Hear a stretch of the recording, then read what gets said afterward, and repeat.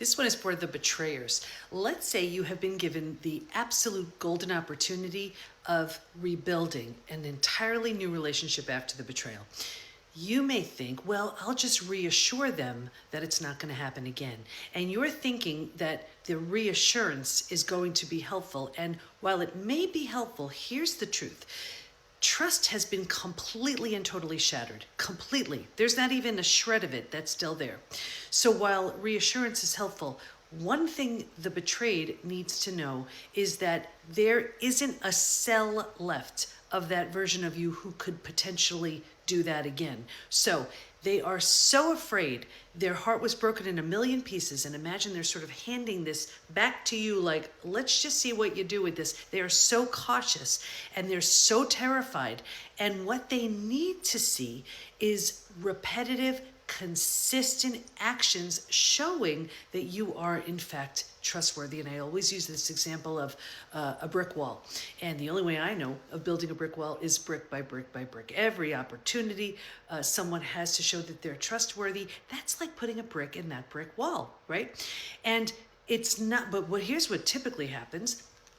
There's been this brick wall that's been built, and it could have taken decades, right? And then in one earth-shattering moment, series of moments, you, the betrayer, shatter the entire brick wall.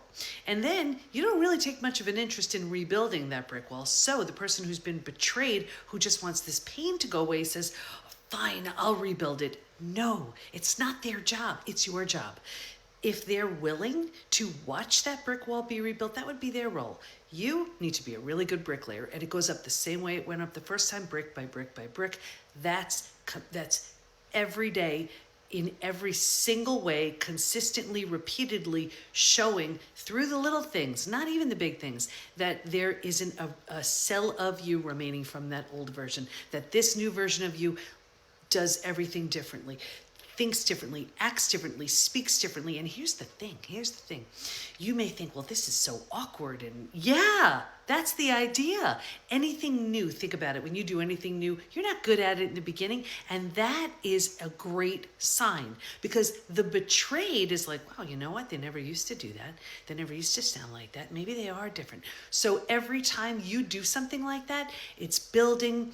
It's putting another brick in that brick wall. It's letting the betrayed know, wow, you know what? Maybe I can begin. This is a process, and trusting in you is actually the last step. That's out of the 4 steps of the trust rebuilding process. That's the last one.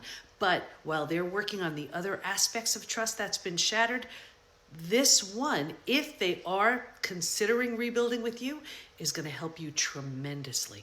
And here's the thing also, do not screw it up. Remember, betraying someone is a choice. Let's be honest, it's not a mistake, it's a choice. So if you are given this opportunity, rebuild right. I hope this helps. That's all for more.